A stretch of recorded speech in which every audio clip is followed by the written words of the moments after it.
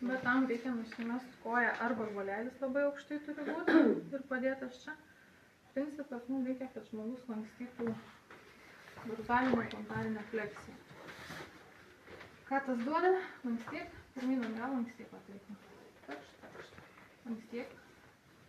Matom, kaip išsitempinėja ir atsipalaiduoja plekšninis sudvilyt.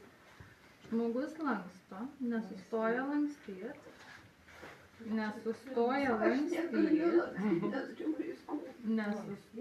lankstyt lėtai, kad ir savo tempu, bet judesį reikia taip.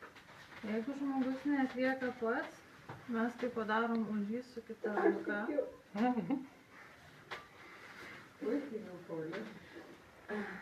Tai yra vyšnia ant torto.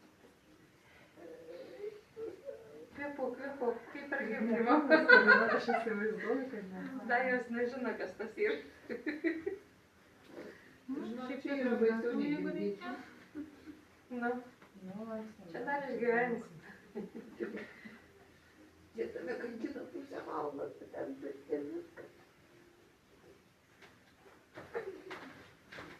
Kaip gerai tas raumenukas jaučiasi.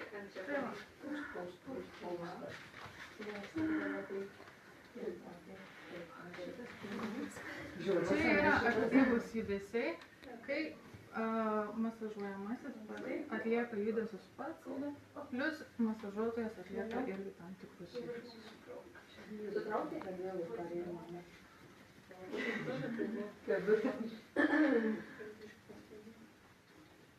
Anksčiau galiu dabar nusivesti.